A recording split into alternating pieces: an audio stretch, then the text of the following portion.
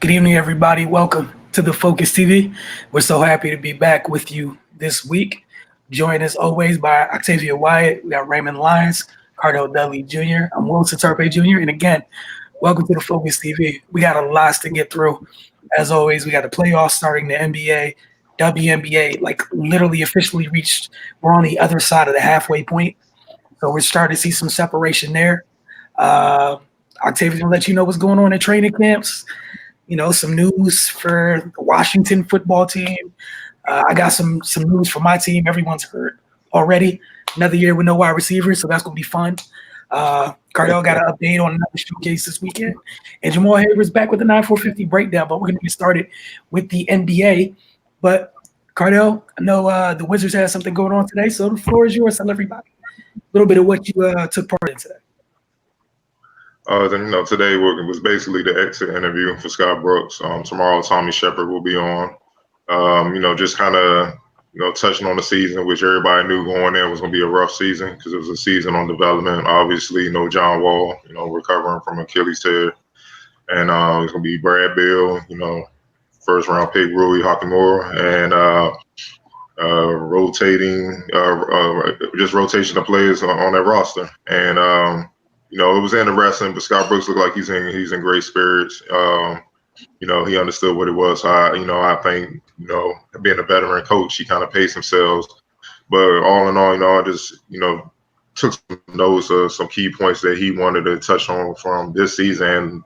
Looking forward to, the off season and going into next season. The one thing he started off with was about the off season.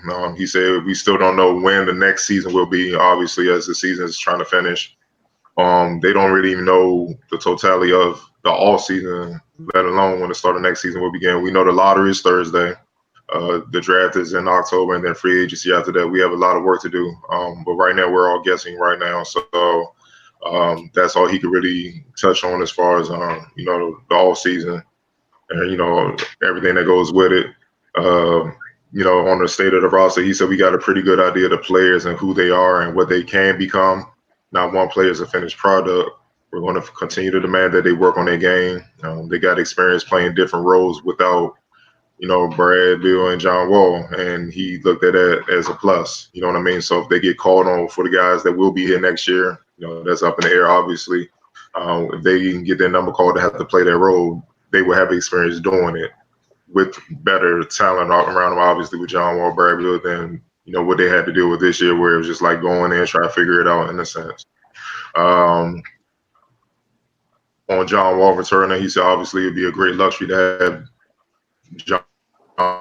You think about it, John is close to being 2 years since he's played NBA basketball, which is crazy. You don't look at it that way, but when you think about it, he's right. But he said all in all, with doing this rehab, the work John Wall is putting in, the young talent that they have and the potential lottery pick that they will have, will be great additions. He said they need talent, so that's an opportunity. And, obviously having Brad back, from rehabbing the shoulder, he's an all-NBA player, and Scott Brooks feel like he still has room to grow.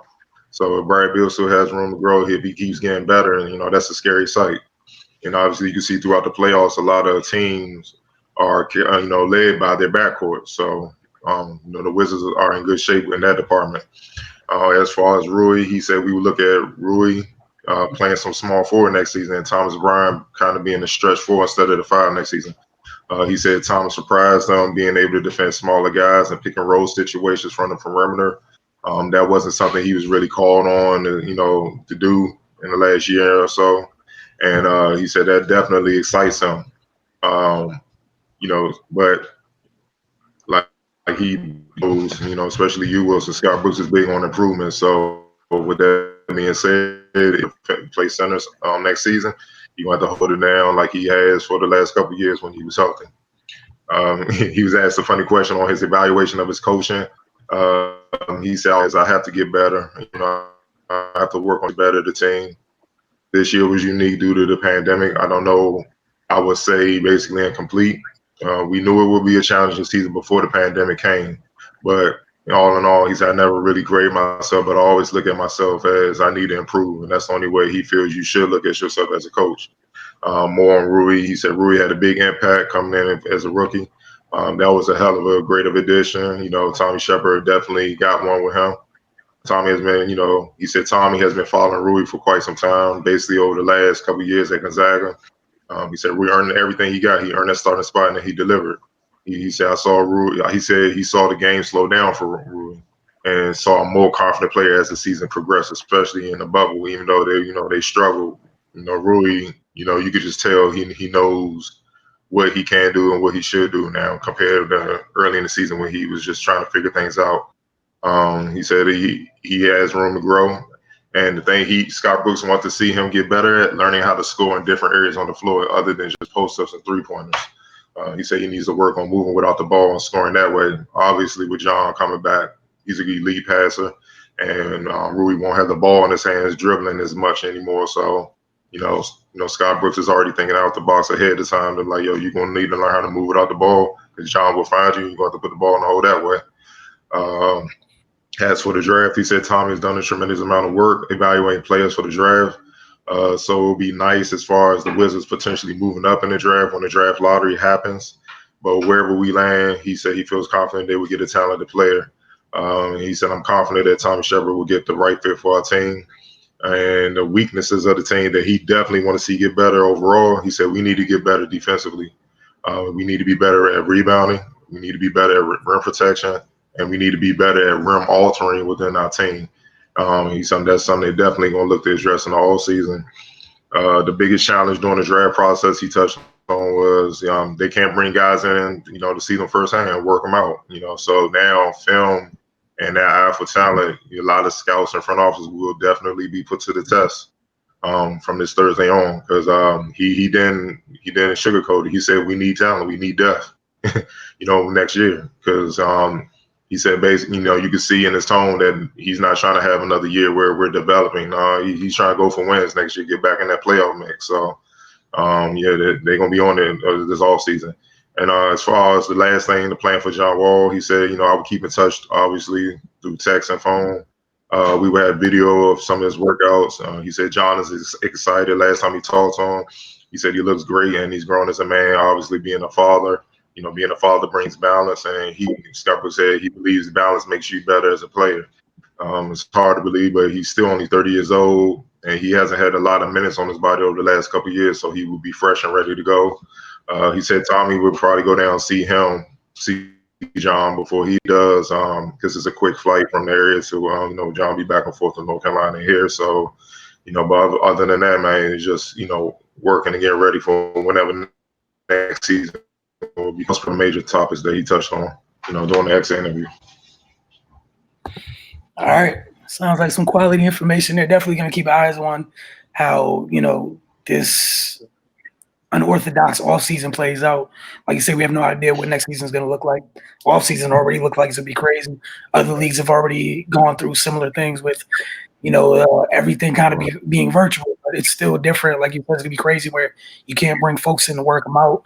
And just across sports, that scouting, a lot of folks going to prove either they're worth what they're getting paid or some folks are going to be it's going to be some vacant positions. All right, the playoffs began yesterday. If you guys follow us on social media, then you would know that, we got an NBA and WNBA recap show.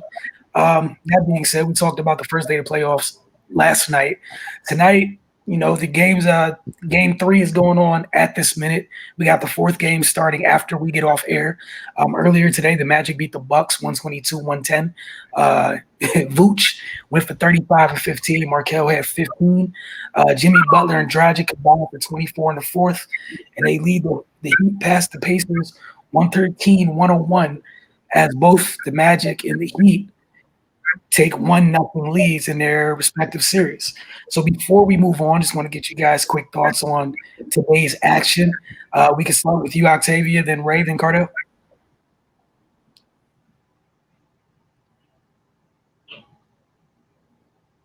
I think you're on mute, Octavia. Oh, my bad. I first off just love the fact that it's games on all day. Like at 1:30 to basically time I go to sleep, it's a game on. The Bucks and the Magic game kind of surprised me. I wasn't expecting it, although the Bucks haven't been playing well within the bubble, they didn't really have much to play for. So you figure they were just trying to get their rhythm, but hats off to the Magic. Vucic scoring a career high in playoff games and points. Markel looked really, really good early. One thing they always talked about in the past was his shot and what was going on with his shoulder.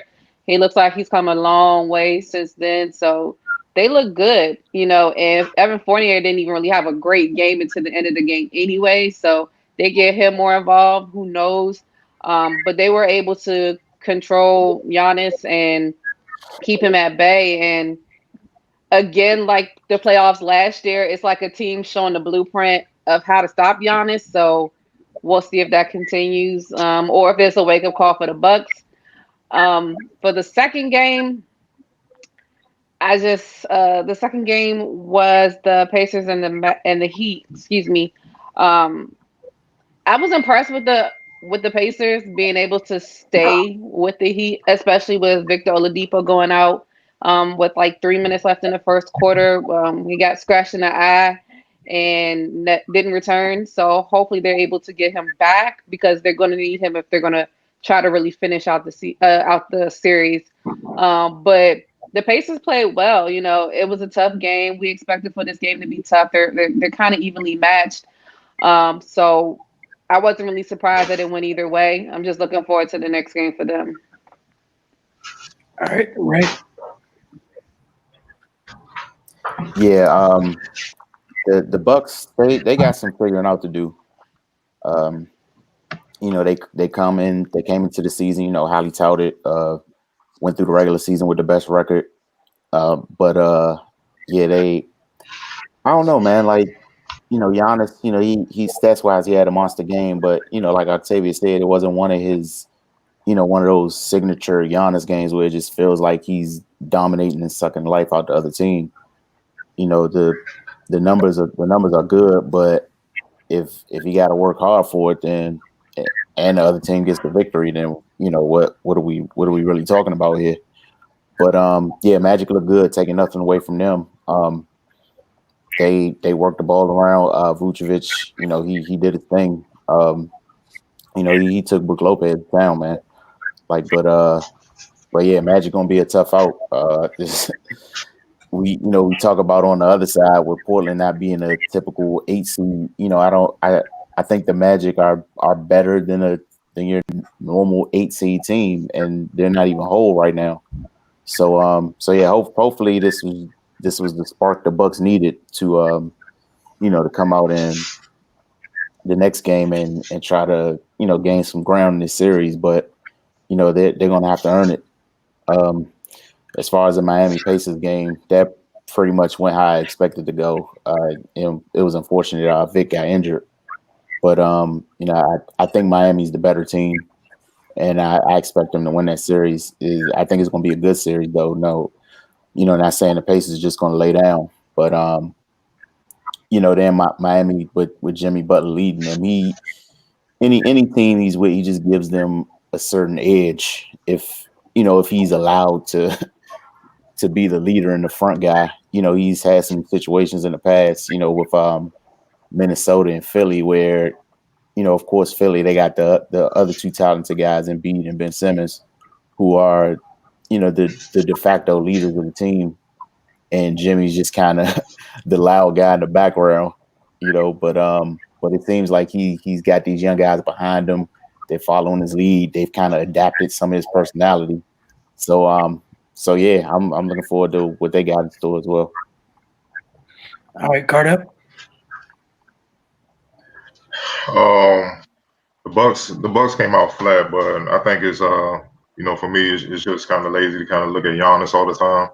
He's doing his job. We got to look at the other All-Star, Chris Middleton. It's starting to get to a point where it's like it's playoff Middleton. He ain't the same. And obviously throughout history, one person can't do it. You know what I mean? And that's what he gets paid to do. He's supposed to be the second guy. With Eric Bledsoe got to step up as well. He got outplayed by Markel and Brook Lopez. I mean, yeah, talk about one-sided affair. He got destroyed. Just plain and simple, man. You saw him getting frustrated. Start doing hard fouls, man. It's easy to focus on the guy when other people around are not doing what they're supposed to do. And that's become the trend, man. when they got eliminated last year, Chris Middleton, no disrespect, was just MIA.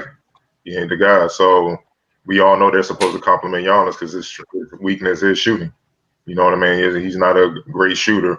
But when you have 31 to 17, man, you're doing your job in my eyes. You know what I'm saying? So those other guys got to step up, obviously, in the Indiana and Miami series.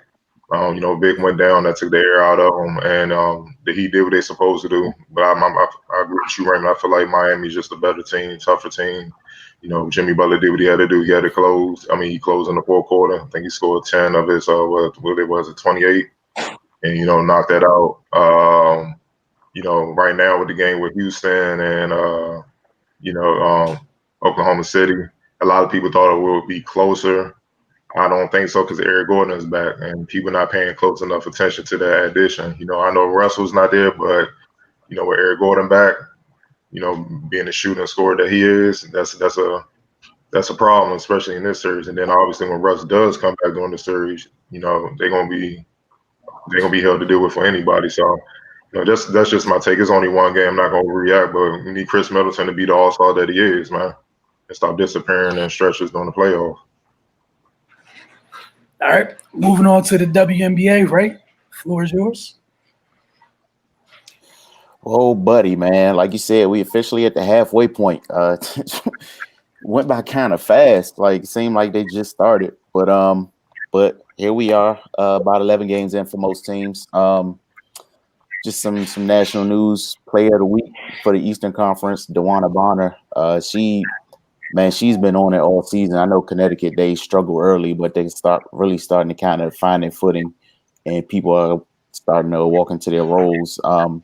Through the last week, she averaged 15.5 points per game, 8 rebounds per game, 2.3 steals, and led Connecticut to a 3-1 record on the Western Conference side. Nafisa Collier, man, she's been leading the Lynx. They're one of the surprise teams of the season.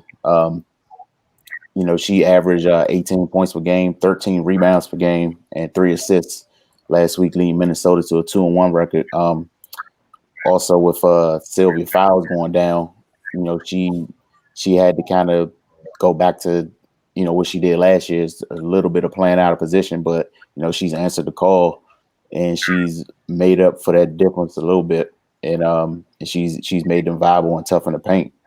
The Lynx, man, I don't think a lot of people expected them to be the caliber of team they are. Not saying that they're they got great players on, but it's just a new mix. But Cheryl Reeves, she's proven, and she's shown why she's one of the better coaches in the league. Some injury news. I just mentioned Sylvia Fowles. She's out indefinitely. She re-aggravated a right calf injury. Dallas, their depth's taking a hit a little bit. Satu Sabali's been dealing with a bad back lately. She missed a couple games. She'll be out tomorrow as well. And Mariah Jefferson, still dealing with a sore hamstring. She'll be out. Victoria Vivians for the Fever, she got a torn meniscus. So they pretty much saying she's done for the season. Indiana, they're an interesting team, man. They've been kind of up and down, but they've shown flashes. Of course, they got Candace Dupree, the vet, leading them. She's been doing what she does. The Mitchells, man, they've been taking turns being on one. And Julie Aleman, man, she's been stepping up. She's in that Rookie of the Year mix. So it's a lot of optimism on that side for them. Losing Vivians is unfortunate, but I'm pretty sure they're going to work through it. Like Wilson said in the onset of the show, like at this point, the league hierarchy is pretty much starting to sort itself out. A couple teams came out the gate hot, and they've cooled down a little bit. But at this point, Seattle looking like the top dog. I mean, before the season started, everybody had them winning the championship with them, getting all their pieces back, which, if we go by what we saw the last time they were all on the court, then it's clear that they're the top team in the league. That next tier is pretty crowded though. The Aces, the Sky, and the Sparks, man, those are just 3 teams that are playing excellent basketball. For the Aces, man, Asia Wilson, she's having an MVP caliber season. She's just she's doing her thing. She's rounding out her game. She's extending her shooting range a little bit. She's destroying people on the post. Angel McCautry, they brought her in. She's doing exactly what they thought she would. You know, it's good to see her come back and look sharp and crisp after missing so much time with an injury. And in the Sky, I mean, they, even without, you know, Diamond DeShields being fully healthy, they've been hell to deal with this year for everybody they've played. You know, me and Wilson talk about it a lot on the recap show. They just have so much length and athleticism on the perimeter. And Cheyenne Parker, man, she's done an amazing job this season. You know, she's their force inside pretty much. And of course, the veteran backcourt, Sluty and Allie Quigley, you know, they've been doing what's expected. And the Sparks, they just got a lot of new pieces that they just had to figure out how to mesh together. And it seems like they hit their stride. You know, the first 6 games, they just alternated wins and losses, and they were 3-3, but they ran off 4 in a row, and they stand at 7-3 now at the midway point. And, you know, they look like they're just rounding out their roster, and people know what they're expected to do, and they're just getting comfortable now. So they might be trouble down the stretch. Man, this second half of the season it's going to be crazy. Like, the league is just super talented, and you know, I don't think people really put it into perspective about the WNBA. Like, if you think about it, the NBA is 450 players. The WNBA is only 144. So that's like just taking the top third of the best talent in the world and having a league. So I think if people look at it from that perspective, you know, they will understand just how great and competitive WNBA basketball is. And for the home team, the Mystics, man, they're having a tough go at it. You know, they already came into the season shorthanded, but even on top of that, they've had some injury problems. Ariel Powers went down with a hamstring issue, and that definitely hurt them. They recently waived Essence Carson and Shea Petty, and they signed Suge Sutton from the University of Texas. She was drafted in the most recent draft, but she was waived, you know, as a lot of people were due to the situation. So it was good to see her get an opportunity. But you know, Coach T, I know he's not gonna just lay down and accept the kind of season they're having. He's going to continue to try to do everything he can to turn the ship around. So you know, it's just excited to see what this new addition is going to bring to them. You know, I know they're a feisty group, and going down the back stretch, I just want to see them fight and do whatever they can to try to finish the season on a high note. All right, what we're going to do now, guys, is take a quick break. When we get back, Octavia going to let you guys know what's going on. The latest going on in the NFL, and it's, you know, watching everyone deal with, you know, social distancing and training camps, which seem like two things that don't go together at all. But you're watching Focus TV, and we'll be right back.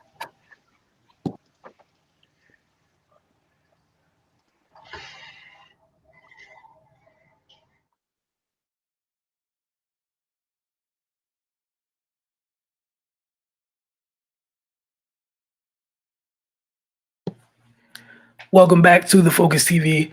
As we stated before the break, Octavia, the NFL, what's going on in your league? And please don't start with your team. With what? Nothing. Carry on. No, we don't have much to talk about with my team right now. We're good. But no, finally, most of the news is scaling back from COVID. It's more so just actual football that's being talked about.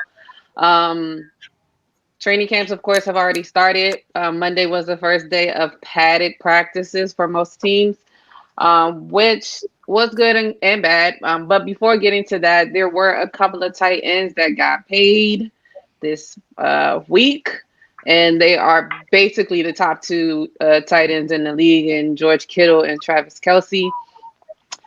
Kittle signed a 5-year, $75 million contract. Basically, to put that in comparison, he earned just about $2 million in total over his 3 years in the league so far. So it's a big come up for him. definitely well worth it. Last year he had 85 receptions, over 1,000 yards receiving, 5 touchdowns, and to me, arguably one of the best plays last year. Caught the ball, kept running, had about 3 players draped all over him, even grabbing on his face mask. Just shows how strong and how great of a player he is. So he's definitely well deserved for that. On the other side of that, you have Travis Kelsey, who signed a 4-year, $57.25 million contract. He had 2 years remaining on his contract that he signed with them in January 2016. So now he will be a Chief for the next 6 years, unless anything goes wrong. Kelsey, he had more than 1,000 receiving yards in the past 4 seasons. He became the first tight end to achieve that. In 2019, he led all tight ends in receptions, 97, and receiving yards, 1,229. While posting 5 touchdowns in the regular season, he also had 19 catches for 207 yards and 4 touchdowns in 3 postseason games. I mean, how much more can you really do? The only knock that I've heard based off of this contract is that, Kittle's 27. Kelsey will be 30 or 31 this year, and I believe in October. So just to see how his body holds up as his career continues. But he looks in great shape to me. I'm pretty sure he takes great care of himself. So barring any significant injuries, I don't see anything stopping him. Another big thing going on right now, your Washington football team signed the first ever Black team president and former player Jason Wright, who, of course, is replacing Bruce Allen. He's also the 4th ever player to ever become an NFL team president. So congratulations to him. There have been little talks of why all of a sudden, that they decide to go this route with everything else that's going on inside the Washington football team camp. They've had a lot of minority hires this past season, if you include Ron Rivera being the coach. I believe her name was Julie Donaldson. I can't remember off the top of my head. And now Jason Wright. I always say it doesn't matter how long it took them to get there. We're here now. We have to take advantage of it and show that we belong here. So congratulations to Jason Wright. I'm sure he'll do a great job. Hopefully he can't do no worse with everything that's gone on there. But looking forward to see what he brings to their franchise. Just don't do too much because you're still in the NFC East. But as I stated before, this week was a lot of teams' first padded practices. And with those padded practices brings injuries. So as Wilson alluded to when we started the show, 49er wide receiver Jalen Hurd tore his ACL and will be out the entire season. To me, it's more particularly a blow due to the fact that Deebo Samuels, as well as Richie James, Deebo Samuels has a broken foot and Richie James has a wrist injury, are both on the non-football injury list at this time. Although they do believe they may be able to get Deebo back by the start of the season, Richie James are still not sure on that. But yes, it's taking away the depth for them as far as wide receivers. I hate to say it like it was last year, even though the addition of Emmanuel Sanders last year definitely helped, but he's departed as well. I believe he is in Tampa, if I can remember correctly. But he's with the Saints, right division. He's with the Saints, right Saints. division. You're right. My bad. He is with the Saints. So that's going to be tough for them. And then also, Raymond, your team as well, your Dallas Cowboys, even though they like to hide your fandom.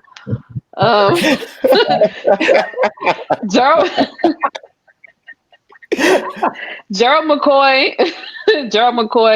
also suffered a season-ending injury on Monday.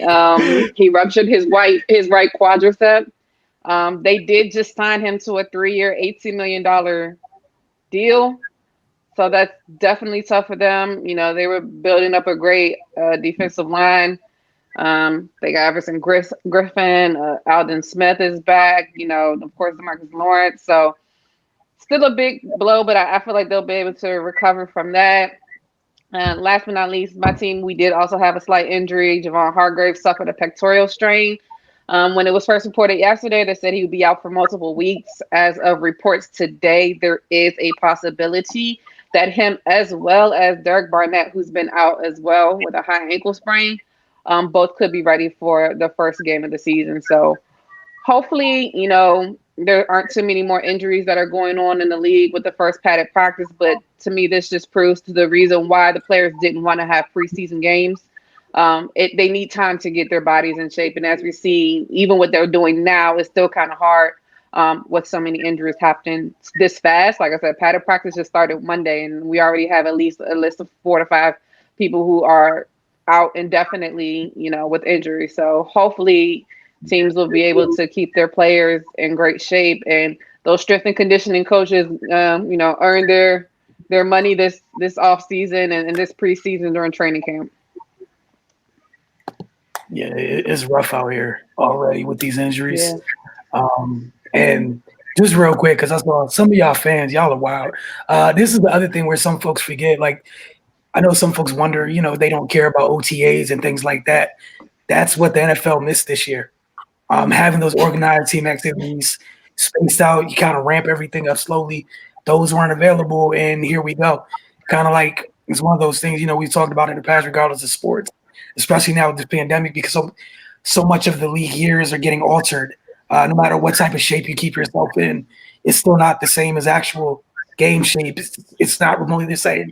It's training camp, especially with football. Like your body's not going to know what it's like, what it's going to react to getting hit until you get hit. And that's kind of the reason some of those things are in place. But wish everybody continued good health, because it's going to be a long year. And that's one of the reasons the NFL added for like the practice squads are deeper this year. You can add 2 vets on it, where before you couldn't add folks after a certain number of years they spend in the league, but they understand what's happening this year with COVID. But Jamal Hayward, 9-4-50 breakdown. This week we'll be demoing how to break down legally initiating contact on a curl into a jumper. And breaking down legally initiating contact on a curl into a jumper. And we'll see you guys after our second break. Again, shout out to Jamal Hayward for knocking out the 9-4-50 each and every week.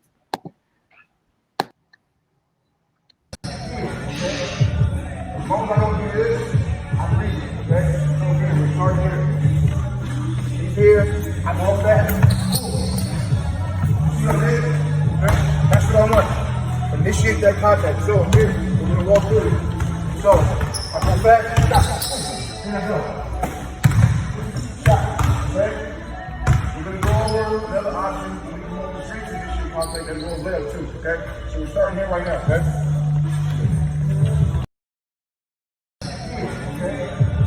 The moment I don't do this, I'm reading. Okay? So here, we're starting here. Here, I'm all back. That's what I want. Initiate that contact. So here, we're gonna walk through it. So I go back, stop.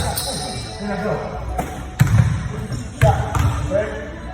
We're gonna go over the other option. We're gonna go over the same initiate contact that goes there too. Okay? So we're starting here right now. Okay?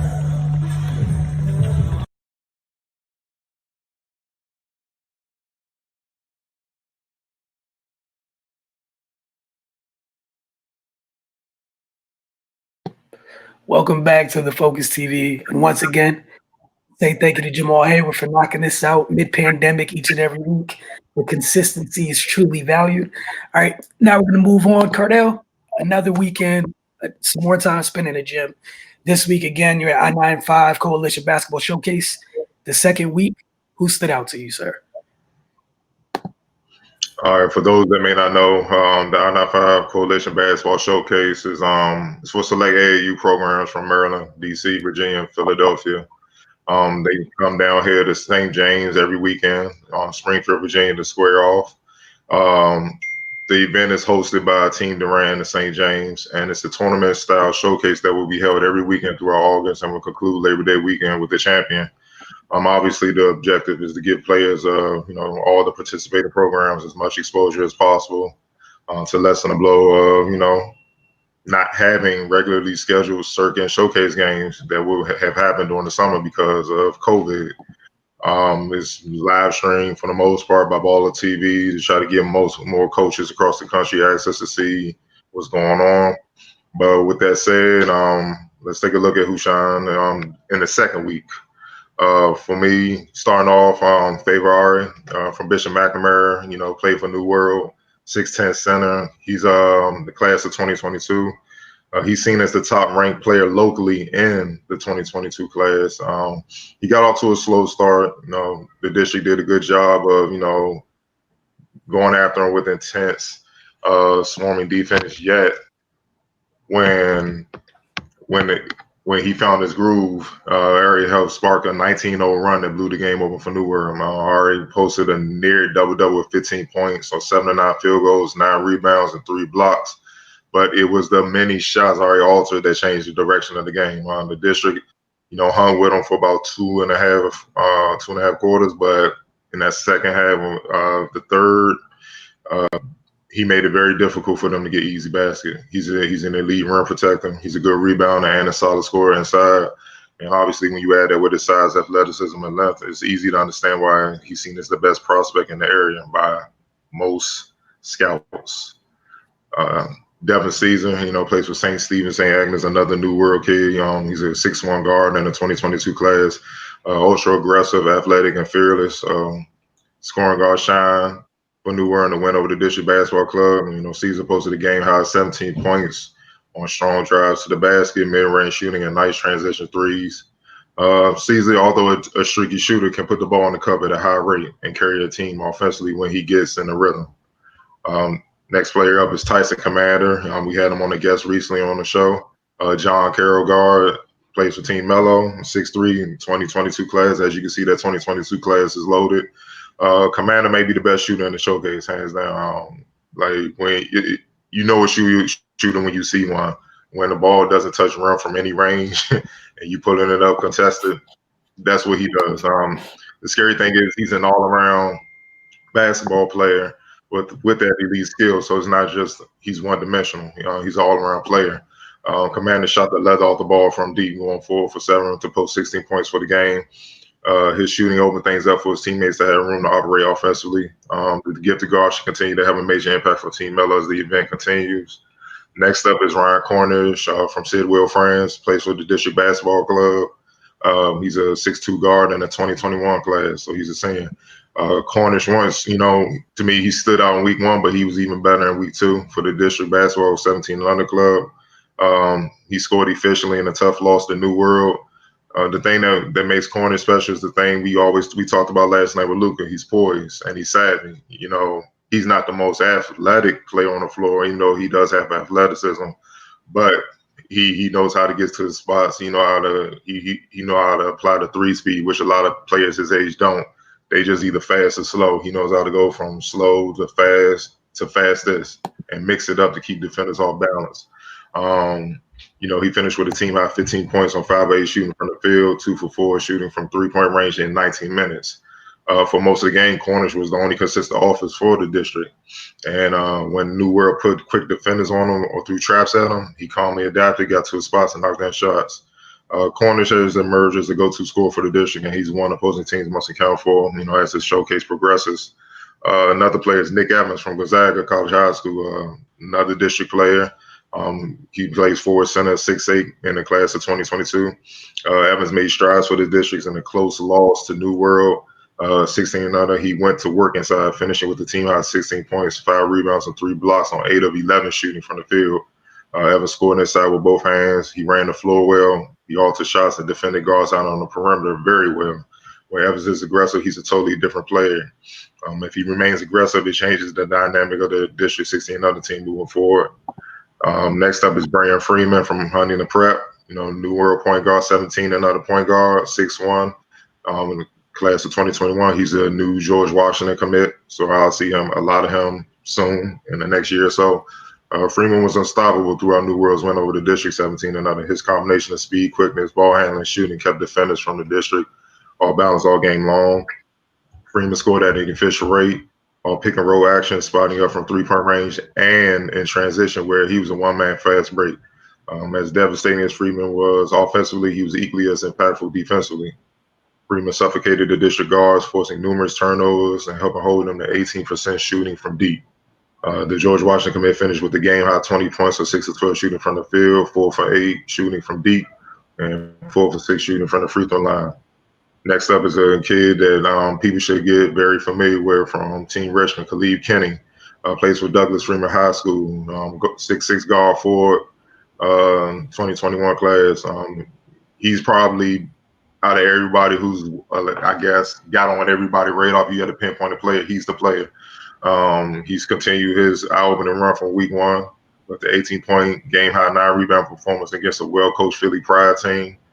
Kenny was deadly efficient, shooting 8 of 12 from the field.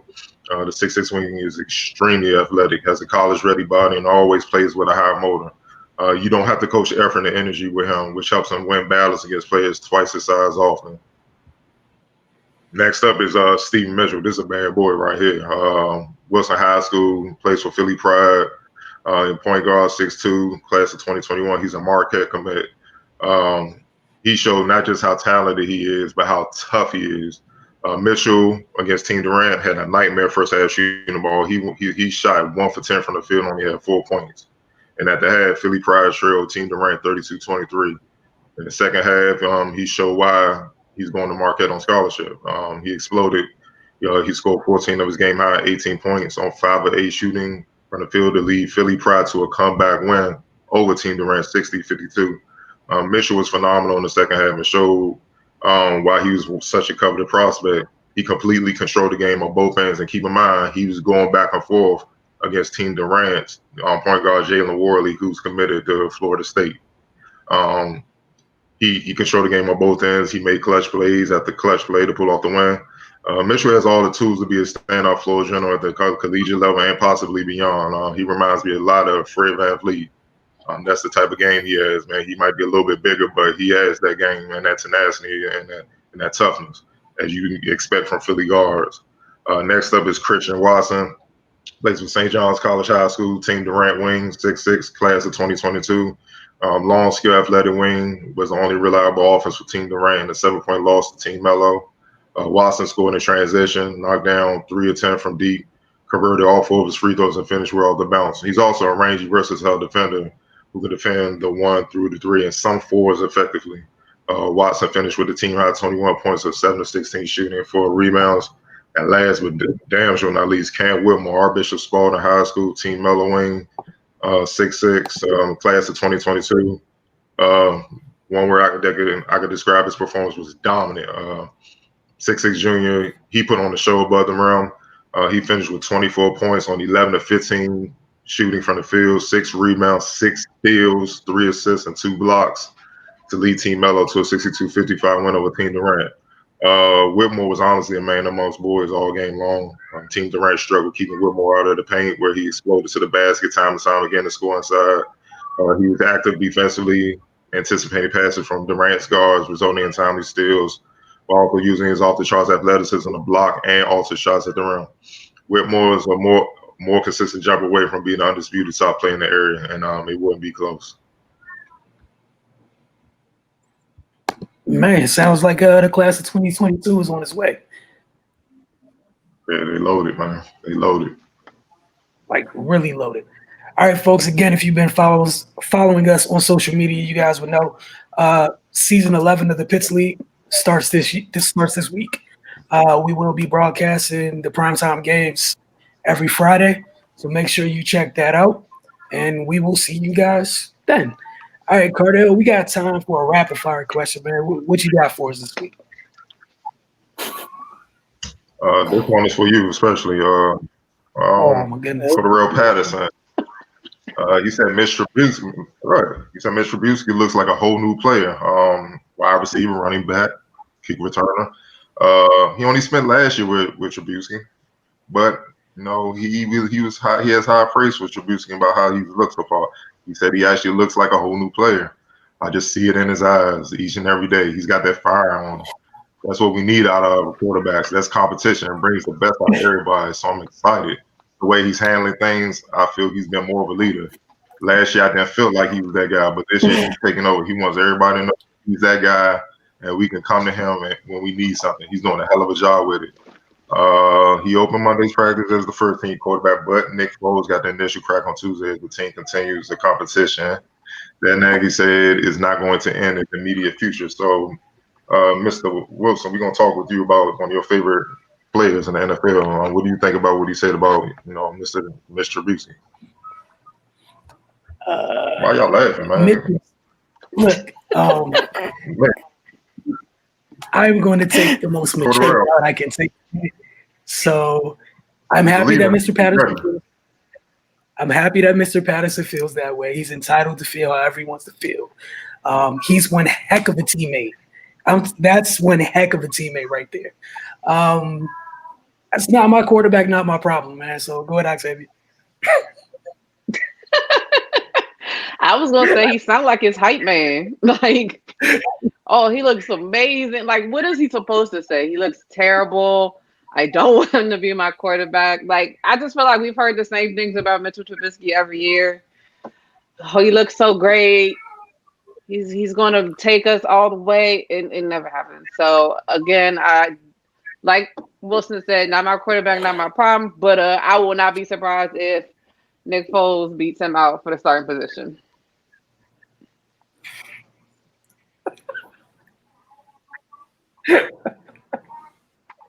Right. Come on, man. Bring some positive energy to the team. I'm positive that he's going to regret jumping out there like this. Like what's the purpose, man?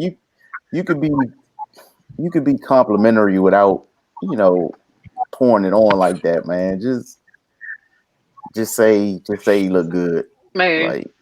Like Octavia said, I'm sure he's not gonna come out there and trash the man, but come on, dude. Like you putting a lot on this dog.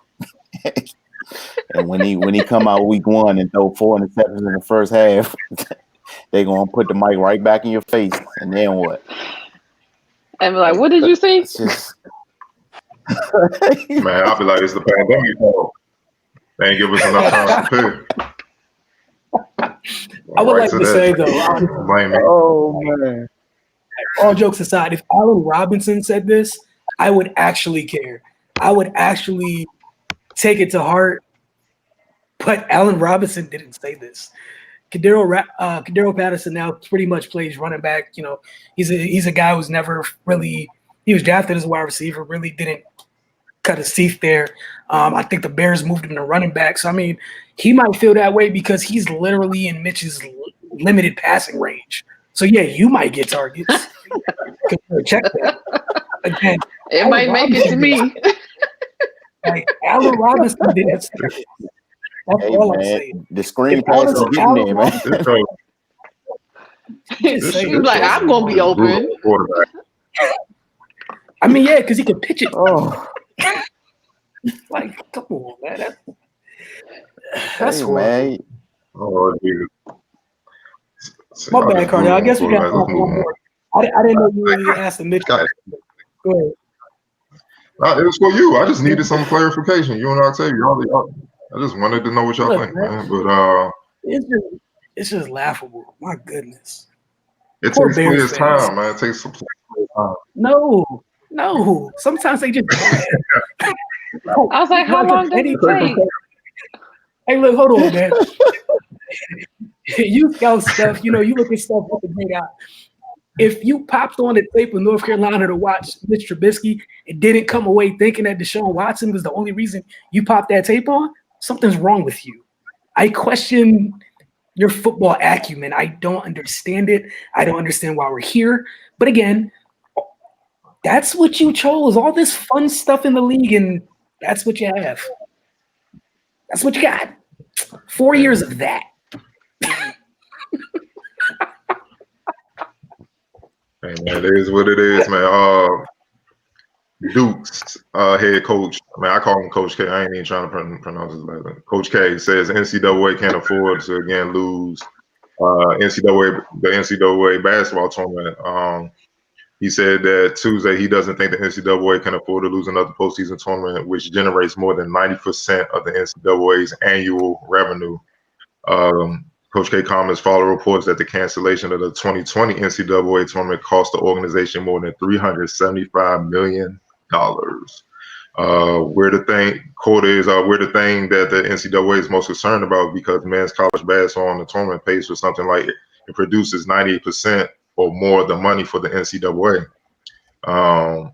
He said we need to have the tournament. We can't have it where 2 years in a row you don't have the NCAA tournament.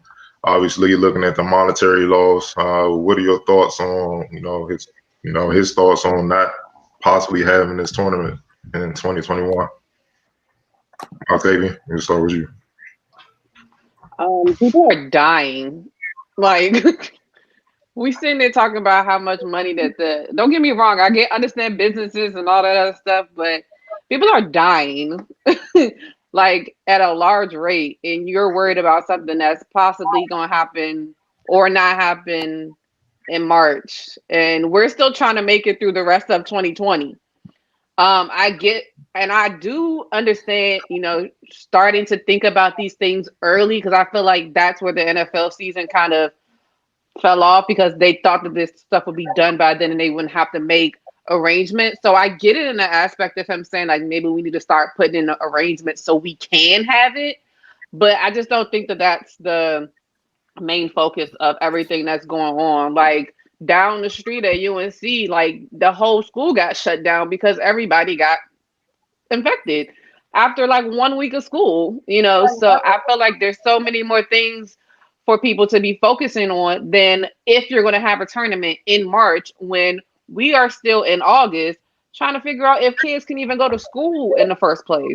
They've already said that I think they're going to make a decision about if they're going to have the season start or postpone it like early or mid-September. So there's still time for them to make that decision. I understand trying to plan in advance and everything, but I just don't think this is the time. Like, people dying, people ain't got nowhere to go, people ain't got jobs. Like, unless they're putting together something like the NBA and NHL has done for bubbles, like, I can understand, like, start making, like, suggestions. Don't just say, like, oh, we can't do this. If we don't have it again, we're going to lose so much money. Like, come up with a plan. Like, if you're going to, throw sticks, like, come up with something. Like, maybe we should try this. Has anybody thought of that? It's just like, oh yeah, we got to have it because we lost so much money. Like, I just don't think that's the forefront of it. On you, Raymond.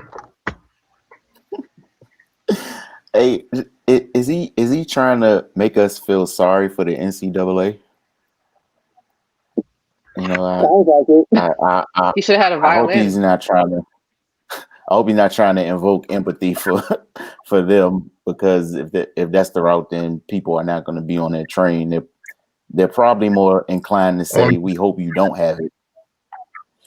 But but yeah, like I get it. I get it. It's a business. The business has got to keep going. It'll affect a lot of people monetarily. But like Octavia said, it's more pressing matters at hand right now. I missed it this year. I did, but it just couldn't happen. And if it's at a place where it can't safely happen next year, then forego it again. We're just in unprecedented times, and do whatever you can to make it happen. But right, it's I'm glad sports are back. I truly am. I'm glad the NBA and the WNBA figured it out, and the NHL. But if they weren't able to get this thing to a point where it was safe, then I would have completely understood and and supported that decision not to go forward with it. But yeah, they're in a tough spot because that's their bread and butter, that's their moneymaker. And yeah, missing it 2 years in a row could be catastrophic. Go ahead, Wilson. Yeah, for me, it's one of those things. I get that he's talking. It probably didn't be said out loud or whatever. I mean, I'm sure they're already working on it behind closed doors just because basketball is not like football. Basketball, like hockey's played indoors. It's one of the. It's another one of those sports where you could have the bubble type situations. Now, again, like Octavia said, you know, that comes with planning beforehand. But you know, we'll see what ends up happening. You know, when the pandemic first happened, yeah, there was no way possible you had any way to come up with solutions for it at all. Now you got two examples with the WNBA and the NBA and the NHL as well. But again, you know, if it like they both said, if you can't guarantee that it'll be safe or at least massive safety precautions of the three professional leagues that are having their sports being played in the bubble sites, then you know it doesn't mean that. No doubt. But before we get off, season 11 of the Piss League will go down beginning this Friday. It will be at the Athletic Republic. That will be opening day. Finally, you know, the county approved things. And the 6 o'clock game on Court 1, Team Pressure will face Power Movement at 7 p.m. Sam's Ballers will take on Free Love Mob. We will broadcast both of those games. On Court 2, Nelly's Realty Group versus Damage Crown, and at 7 p.m., Deadstock DMV will take on Run and Gun. All right. We want to thank you guys for hanging with us, as always, here on the Focus TV. We'll see you guys next week, and always get over to finestmag.com, amanosports.com, and follow us on social media, man. Got a lot of different stuff going on. We are busy more than just Tuesday night, so we'll see you guys soon. And always, thank you for your continued support.